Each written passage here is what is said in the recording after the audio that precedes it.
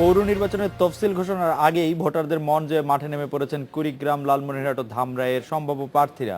কোনো কোনো জায়গায় দলীয় প্রার্থী বাছাই কমিটি গঠন করেছে আওয়ামী লীগ। অন্যদিকে ঘোষণার আগেই ভোটারদের মন জয়ে মাঠে নেমে পড়েছেন কুড়িগ্রাম, লালমনিরহাট ও ধামরাইয়ের সম্ভাব্য প্রার্থীরা। কোনো কোনো জায়গায় দলীয় প্রার্থী বাছাই কমিটি গঠন করেছে আওয়ামী লীগ। অন্যদিকে বিএনপির প্রার্থীরা জনসংযোগ করছেন অনেকটা ধীরগতিতে। দুই দলেই দলীয় মনোনয়ন পেতে চলছে জোর লবিং।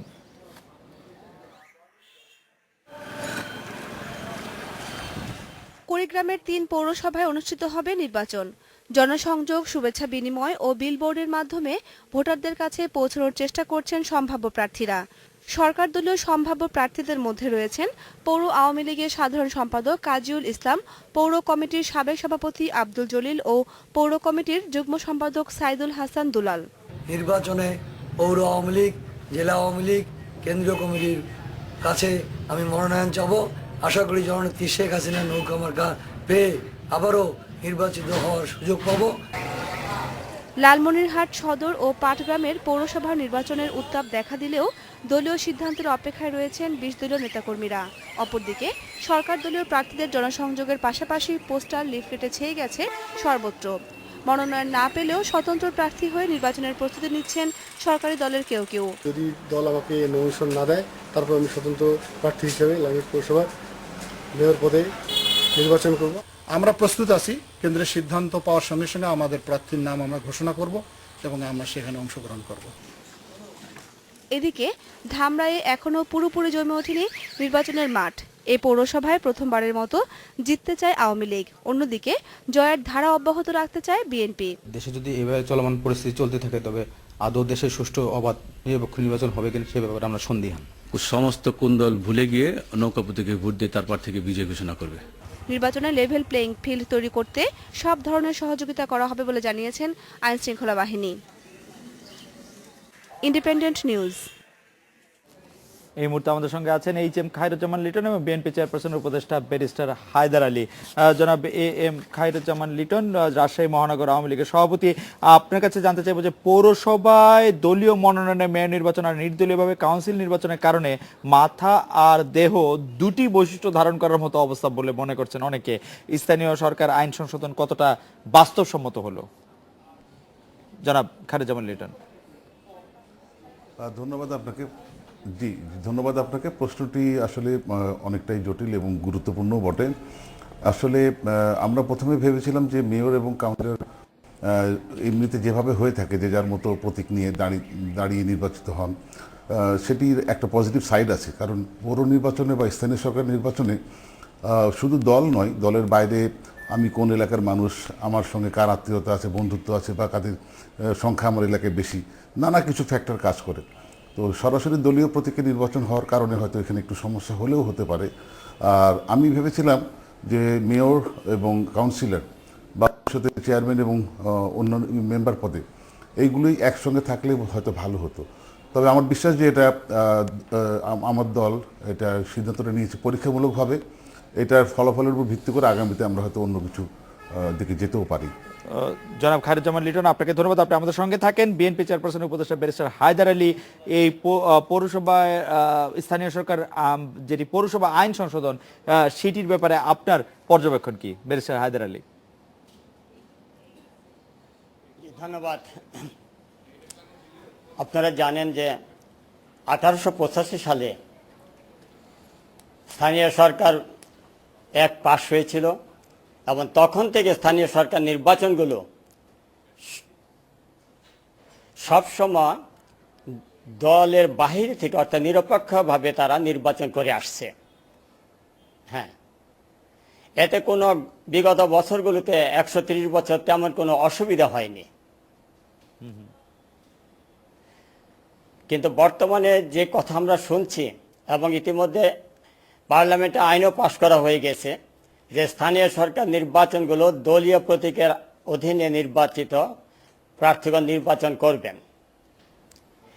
এই অংশটা হচ্ছে যে বর্তমানে যে সরকার তার কর্তৃত্বকে আরও সুপ্রতিষ্ঠিত করার জন্য বিভিন্ন প্রকার যে পরিকল্পনা গ্রহণ করেছে তার মধ্যে এটি অন্যতম। জি, ব্যারিস্টার হায়দার আলী, আপনি বলতে চাচ্ছেন বর্তমান সরকারের কর্তৃত্বপরায়ণ মানসিকতার এটির প্রকাশ। বিএনপি এই নির্বাচনে অংশ নিবে কিনা, মেয়র পদে মনোনয়ন এবং কাউন্সিলর পদে সমর্থন দিবে কিনা বিএনপি, আপনার কাছে সর্বশেষ কি তথ্য? জি, এখন যে কথাটা বলছেন যে বিএনপি বাংলাদেশের সবচেয়ে বড় গণতান্ত্রিক দল, এই দল সবসময় নিরপেক্ষ নির্বাচনকে সমর্থন দিয়ে থাকে এবং সকল প্রকার নির্বাচনে অংশগ্রহণ করার জন্য প্রস্তুত থাকে। গত 5ই জানুয়ারি 1914 সালে যে নির্বাচনটা হয়েছে সেটা একতরফা নির্বাচন। 154 জন সংসদ সদস্য বিনা প্রতিদ্বন্দ্বিতা সেখানে সংসদ সদস্য হয়েছেন এবং 146 জন তারা 5% লোকের ভোটে নির্বাচিত হয়েছেন। এই জাতীয় নির্বাচন হলে সাধারণত বিএনপির যাওয়ার কথা না। তবে এখানে একটি কথা আছে যে স্থানীয় সরকার নির্বাচনে সবগুলো আসনে যদি কোনো দল জয়লাভ করে তাহলে সরকার পরিবর্তন হয় না। সেই হিসাবে বিএনপি আগামী স্থানীয় সরকার নির্বাচনগুলোতে যাবে কি যাবে না সেটা পরবর্তীকালে সিদ্ধান্ত নেওয়া হবে। মানে আপনারা এখনো সিদ্ধান্ত নেন নাই? ধন্যবাদ ব্যারিস্টার হায়দার আলী, আপনি আমাদের সঙ্গেই থাকেন। আমি জনাব AHM খায়রুজ্জামান লিটন আপনার কাছ থেকে জানতে চাইবো যে পৌরসভা তে মেয়র পদে নির্বাচনে মনোনয়ন দিতে অথবা কাউন্সিলর পদে কাউকে সমর্থক দেওয়ার জন্য আপনারা কি নিয়ম নীতি সাধারণত অনুসরণ করেন?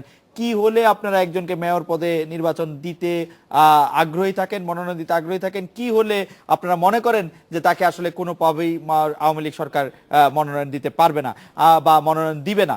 এর কোনো ক্রাইটেরিয়ান আছে কিনা? আপনাদের উপর কি দিক নির্দেশনা আছে? জনাব খায়রুজ্জামান লিটন, আমরা একটা বিরতি নিচ্ছি, বিরতি নিয়ে ফিরে এসে আপনাদের কাছে এটি শুনবো। ব্যারিস্টার হায়দার আলী, আপনিও আমাদের সঙ্গে থাকেন। বিরতি নিচ্ছি, ফিরছি একটু পরে।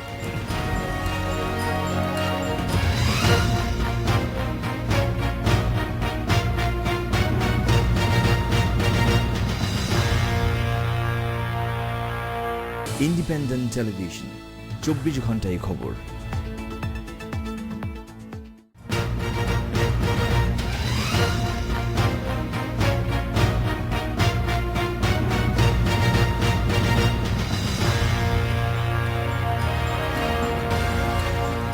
জনাব AHM খায়রুজ্জামান লিটন, আপনারা কি যোগ্যতার নিরিখে একজনকে দলের পক্ষে স্থানীয় সরকার পদে মেয়র পদে নির্বাচনের জন্য মনোনয়ন দিবেন? সেটি কোনো নির্দেশনা আছে কিনা, দিক নির্দেশনা আছে কিনা?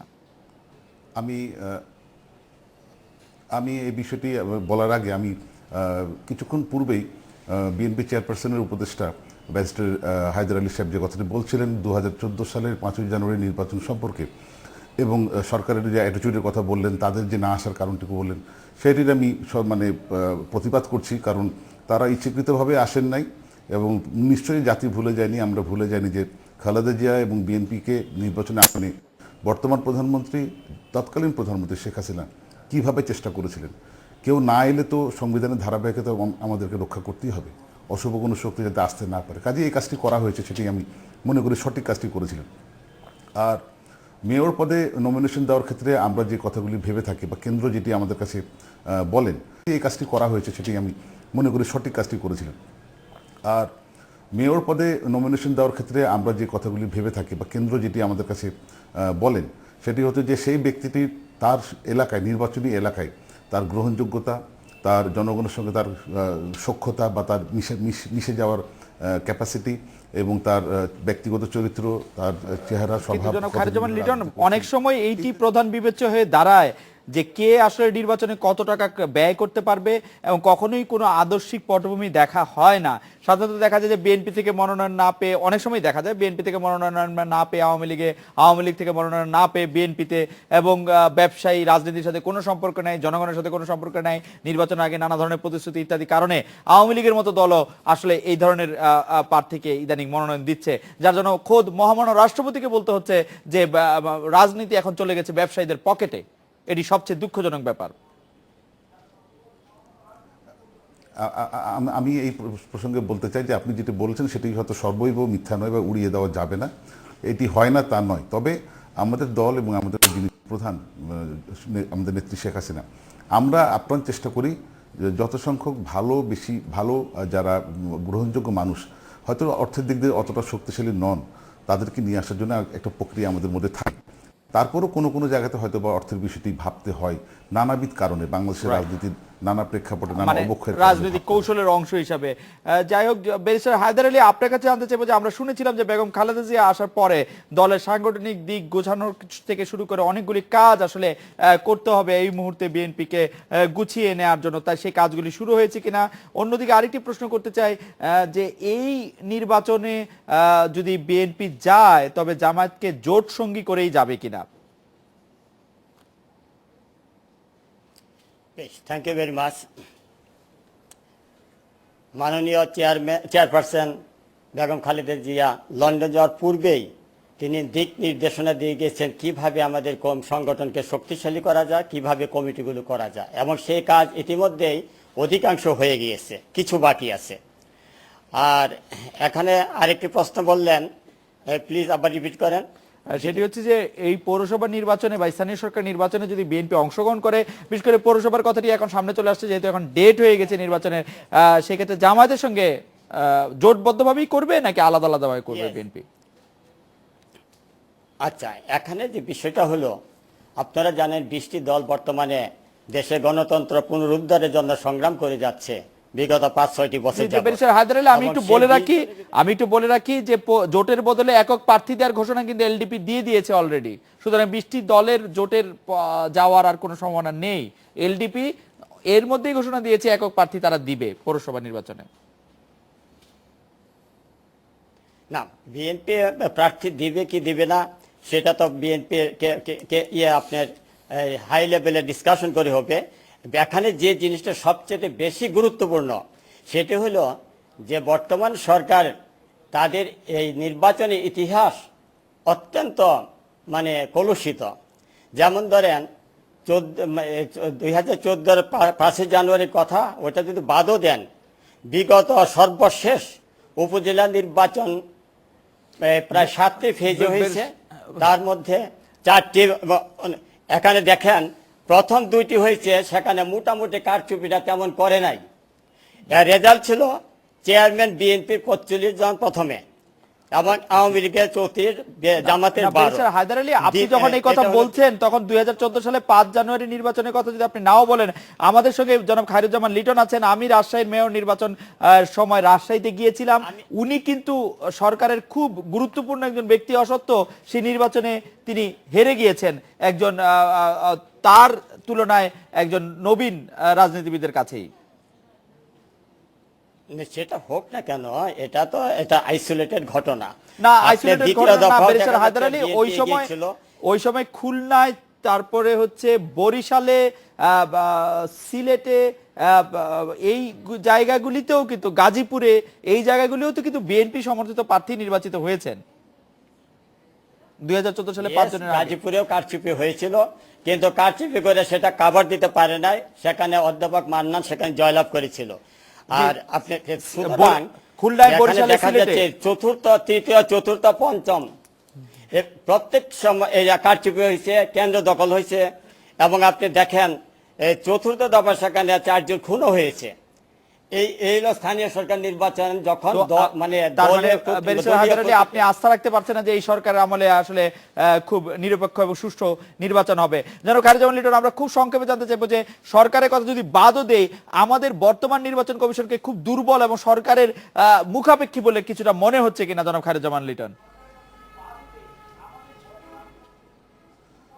অ্যাকচুয়ালি এটা হয়তো কেউ কেউ বলতে পারেন, কিন্তু আমার মনে হয় যে নির্বাচন কমিশন নানা প্রতিবন্ধকতার মধ্যেও যথেষ্ট আন্তরিকভাবে চেষ্টা করছেন। তাদের আসলে সাহায্য করা দরকার, সবাই মিলেই, সকল দল মিলে তাদেরকে উপদেশ দেওয়া দরকার, পরামর্শ দেওয়া দরকার, সাহায্য দেওয়া দরকার। সেই কাজটি না করে যদি তাদেরকে চ্যালেঞ্জ করতে থাকি, তারা তো ভালো কাজের উৎসাহটা হারিয়ে ফেলতে পারেন। এই একটা বিষয়। আরেকটি বিষয়, হায়দার আলী খান সাহেব যে কথাটি বলছেন, তার মানে মনে হচ্ছে যে ওনার দলের প্রার্থীরা জয়লাভ করলে নির্বাচন ফ্রি অ্যান্ড ফেয়ার হবে, ওনার দলের প্রার্থীরা হেরে গেলে নির্বাচন হবে না। তবে এই কথা তো সত্য জনাব খায়রুজ্জামান লিটন, উপজেলা পর্যায়ে নির্বাচনে অনেক কারচুপির খবর আমরাই পত্রপত্রিকায় পড়েছি, আমাদের টেলিভিশনেও দেখা গেছে। উপজেলা পর্যায়ে নির্বাচনের ক্ষেত্রে অনেকগুলি ক্ষেত্রেই সুষ্ঠু নির্বাচন হয়েছে, এটি বলা খুব মুশকিল। আসলে আপনি আমাকে খুব চেপে ধরলে, খুব ভয় দেখালে হয়তো ভয়ের চোটে বলতে পারি, কিন্তু এমনিতে বলা খুব মুশকিল। না, এমন কিছু কেন্দ্র আছে, এমন কিছু জায়গা আছে যেখানে প্রতিপক্ষ দল আমাদের তারাও কিন্তু এই কারচুপির আশ্রয় নিয়েছেন তাদের সুবিধা মতো।